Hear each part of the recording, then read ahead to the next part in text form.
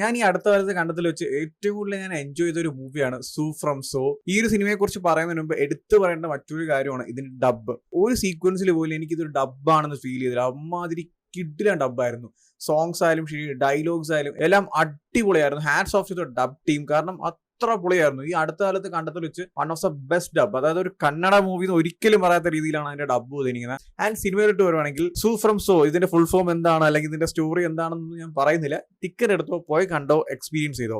ഇതൊരു horror comedy മൂവിയാണെന്നാണ് പറഞ്ഞിരിക്കുന്നത്. പക്ഷെ ഒരു ഹൊറർ എലമെന്റ്സ് അങ്ങനെയൊന്നുമില്ല. ഒരു ഹൊറർ എലമെന്റ് ചെറുതായിട്ടൊന്ന് വന്നു പോകുന്നുണ്ട്. പക്ഷെ അത് കിട്ടില്ല ഐറ്റുമായിരുന്നു. എൻ്റെ മൂവീസിൽ ഒരു പക്ക കോമഡി മൂവിയാണ്. ഒരു നാട്ടിൻപുറത്ത് നടക്കുന്ന കുറച്ച് ഇവന്റ്സും അവിടുത്തെ നാട്ടുകാർ അതിൽ ഇടപെടുന്നതും അങ്ങനത്തെ കുറെ കാര്യങ്ങളാണ് സിനിമ സംസാരിക്കുന്നത്. എനിക്ക് സ്റ്റോറി പറയാൻ ഒട്ടും താല്പര്യമില്ല. കാരണം വേറൊന്നുമല്ല, നിങ്ങൾ എക്സ്പീരിയൻസ് ചെയ്യണം. നമ്മൾ പണ്ട് മലയാളത്തിൽ 80s 90s കാലഘട്ടത്തിൽ നമ്മൾ കാണുന്ന ഒരുപാട് നാട്ടിൻപുറത്തുള്ള സ്റ്റോറീസ് ഉണ്ടല്ലോ, അതുപോലെ നമുക്ക് ഫീൽ ചെയ്യുന്ന ഒരു മൂവിയാണ്. ഞാൻ ഒരുപാട് കാലമായിട്ട് മിസ് ചെയ്ത ഒരു ടൈപ്പ് ഓഫ് മൂവീസ് ആണ്. അതെനിക്ക് തിരിച്ചു കിട്ടിയാൽ ഐ എം സോ ഹാപ്പി. ഞാൻ ഭയങ്കര ഹാപ്പി ആയിരുന്നു സിനിമ കണ്ട് പുറത്തിറങ്ങിയപ്പോഴും. കാരണം എന്തോ ഒരു ഭയങ്കര ഫ്രഷ്നെസ്സോ അല്ലെങ്കിൽ പറഞ്ഞറിയിക്കാൻ പറ്റാത്തൊരു സന്തോഷം എനിക്ക് സിനിമയിൽ ഉണ്ടായിരുന്നു. ഈ ഒരു മൂവി ഡയറക്ട് ചെയ്തിരിക്കുന്ന JP തുമ്മാടമാണ്. പുള്ളിക്കാരനും ഇതിലൊരു നല്ലൊരു ക്യാരക്ടർ ചെയ്തിട്ടുണ്ട്. ആൻഡ് വേറൊരു കാര്യം ഹൈലൈറ്റ് പറയേണ്ടതെന്ന് വെച്ചാൽ ഈ ഒരു മൂവിയുടെ സ്റ്റോറി നടക്കുന്ന ഒരു നാട്ടിൻപുറത്താണ്. ആ നാട്ടിൻപുറത്തുള്ള ഒരുപാട് ക്യാരക്ടേഴ്സ് വന്നു പോകുന്നുണ്ട്. എല്ലാ ക്യാരക്ടേഴ്സായിട്ടും ഒരു ഇമോഷണൽ അറ്റാച്ച്മെന്റ് നമുക്ക് ഈ സിനിമയിൽ കിട്ടുന്നുണ്ട്.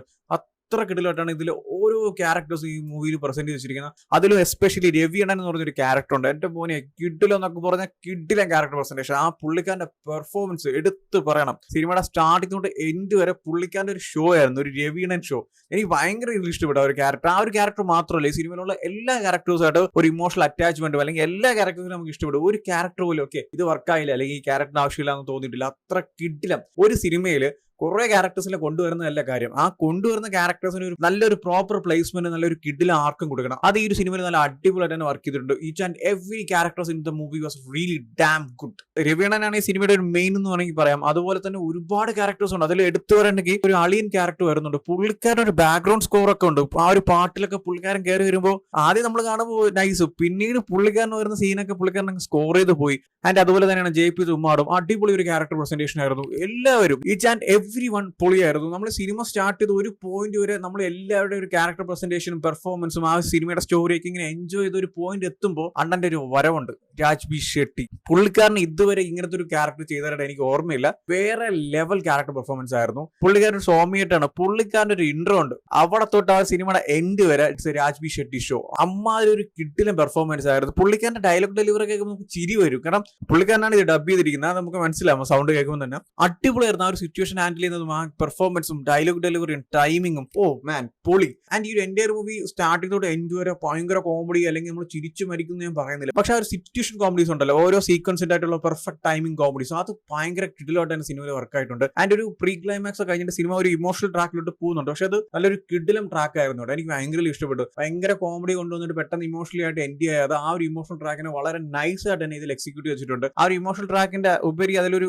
പെർഫെക്റ്റ് മെസ്സേജും കൂടി ഉണ്ട് സൊസൈറ്റിക്ക് വേണ്ടി. അതൊക്കെ നല്ല രീതിയിൽ വർക്കായിട്ടുണ്ട്. ഞാൻ സീരിയസ്ലി എടുത്തു പറയാം, വേറെ ഒന്നും നിങ്ങൾ നോക്കണ്ട, ജസ്റ്റ് പോയി കണ്ടു നോക്കി സിനിമ. കാരണം അത്ര കിടില മൂവിയാണ്. ഞാൻ ഭയങ്കര ഇതിൽ എൻജോയ് ചെയ്തോട്ടെ. ഞാൻ റീസെന്റ് കണ്ടത് വെച്ചു ഭയങ്കര ഇതിൽ ഹാപ്പി ആയി. അല്ലെങ്കിൽ ഫുൾ സിനിമ എനിക്കൊരു ഭയങ്കര ഒരു അടിപൊളി എക്സ്പീരിയൻസ് എന്ന സിനിമ എന്ന് പറയുന്നത് സൂ ഫ്രം സോ ആണ്. ആൻഡ് പേര് തന്നെ ഭയങ്കര ഡിഫറൻസ് ആണ്. ഈ സൂ ഫ്രം സോ എന്താണ് അതിന്റെ ഫുൾ ഫോം ഞാൻ പറയുന്നില്ല, അത് സിനിമയിൽ തന്നെ പറയും. അത് എന്തുകൊണ്ടാണ് വന്നത് അല്ലെങ്കിൽ അതിന്റെ ബാക്ക് സ്റ്റോറി എന്താണ് എല്ലാം പ്രസന്റ് ചെയ്ത് വെച്ചിരിക്കുന്ന മാൻ പൊളിയായിരുന്നു. സിനിമ കണ്ടിറങ്ങുമ്പോൾ രാജ്ബി ഷെട്ടി ആൻഡ് രവിയണ്ണൻ ഈ രണ്ട് ക്യാരക്ടേഴ്സ് നിങ്ങളുടെ മനസ്സിൽ വിട്ട് പോകത്തില്ല, അത് ഞാൻ ഉറപ്പുവരാം. എസ്പെഷ്യലി രവിയണ്ണൻ, ഓ എന്ത് കിടിലൻ ക്യാരക്ടർ ആർക്കാണ്. ഈ ഒരു സിനിമയിലുള്ള ഓരോ ക്യാരക്ടേഴ്സും അവർ എന്ത് ചെയ്യാൻ പോകുന്നു, അല്ലെങ്കിൽ അവരെങ്ങനെയാണ് സംസാരിക്കുന്നത്, അല്ലെങ്കിൽ അവരെന്താണ് അവരുടെ സ്വഭാവം, ഈച്ച് ആൻഡ് എവറിത്തിങ് നമുക്ക് ഭയങ്കര രീതിയിൽ അറ്റാച്ച് ആവുന്നുണ്ട്. അങ്ങനത്തെ രീതിയിലാണ് ഓരോ ക്യാരക്ടേഴ്സിനെ ഇവര് പ്രസന്റ് ചെയ്ത് വെച്ചിരിക്കുന്നത്. നമുക്ക് നമ്മുടെ നാട്ടിൽ നമ്മൾ ഒരാൾ സംസാരിക്കുന്ന പോലെയൊക്കെ ഫീൽ ചെയ്യും. അങ്ങനത്തെ രീതിയിലാണ്. അല്ല ചുമ്മാ ഒരു ആർട്ടിഫിഷ്യൽ ആയിട്ട് ഇങ്ങനെ ബിൽഡ് ചെയ്ത് കൊണ്ട് വെക്കുന്നല്ല, കൂടെ കമ്പനി അടിച്ച് നടക്കുന്ന ആൾക്കാരെ പോലെ നമുക്ക് ഫീൽ ചെയ്യും. അങ്ങനെയാണ് ഈ സിനിമയിലെ എൻ്റയർ ക്യാരക്ടേഴ്സ്. ഈ ഒരു സിനിമയുടെ മെയിൻ വിജയം എന്ന് പറയുന്നത് അത് തന്നെയാണ്. ഈ ഒരു സിനിമയുടെ സ്റ്റോറി വളരെ സിമ്പിൾ എന്ന് പറഞ്ഞാൽ വളരെ സിമ്പിൾ ആണ്. ബേസിക് ആയിട്ട് പറഞ്ഞാൽ ഒരു വൺ ലൈനിൽ പറഞ്ഞു തീർക്കാൻ പറ്റുന്ന ഒരു സ്റ്റോറിയാണ്. ആ സ്റ്റോറിനെ ഇത്ര കിഡിലോട്ട് പ്രസന്റ് ചെയ്ത് വെച്ചിരിക്കേണ്ട മെയിൻ റീസൺ അതിന്റെ റൈറ്റിംഗും ആൻഡ് അതിന്റെ ക്യാരക്ടർ പ്രസന്റേഷനും ആണ്. രണ്ടും നല്ല അടിപൊളിയായിട്ടാണ് സിനിമയിൽ എക്സിക്യൂട്ട് ചെയ്ത് വെച്ചിരിക്കുന്നത്. ഇതൊരു കന്നഡ മൂവിയാണ്, സോ OTT വന്നിട്ട് കാണാം, അല്ലെങ്കിൽ ഡബ് ഷോക്ക് ആയിരിക്കും, അങ്ങനെ ഒന്നും വിചാരിക്കേണ്ട. കിഡിലൻ ഡബ്ബാണ്. പേഫർ ഫിലിംസ് ആണ് ഇവിടെ റിലീസ് ചെയ്തിരിക്കുന്നത്. അതുകൊണ്ട് തന്നെ വൺ ഓഫ് ദ ബെസ്റ്റ്, മലയാളത്തിൽ ഇതുവരെ വന്നതിൽ വെച്ച് ഒരു ബെസ്റ്റ് ഡബ് എന്ന് വേണമെങ്കിൽ പറയാം. ആൻഡ് ഇതിനൊരു തിയേറ്റർ എക്സ്പീരിയൻസ് നിങ്ങൾ OTT വന്ന് മറ്റേ മൊബൈലും ടിവിയിലൊക്കെ ഇരുന്ന് കാണുന്നതിനേക്കാളും ഒരു വെൽ പാക്ഡ് ആയിട്ടുള്ള ഒരു തിയേറ്ററിൽ ഓഡിയൻസിന്റെ കാണുമ്പോൾ കിട്ടുന്ന ഒരു എക്സ്പീരിയൻസ് ഉണ്ടല്ലോ, അത് വേറെ ലെവലാണ്. So just go and feel it. അത് മാത്രമേ എനിക്ക് പറയാനുള്ളൂ. സോ എന്തായാലും കണ്ടു നോക്കുക. ഓൾറെഡി ഈ മൂവി കണ്ടവരാണെങ്കിൽ നിങ്ങളുടെ ഒപ്പീനിയൻസ് എന്താ വെച്ചാൽ കമന്റ് ചെയ്യൂ. വീഡിയോ ഇഷ്ടപ്പെട്ടോ ലൈക്ക് ഷെയർ ചെയ്യൂ. ഇതുപോലത്തെ കൂടുതൽ വീഡിയോസിന് ചാനൽ സബ്സ്ക്രൈബ് ചെയ്യൂ. Thank you so much.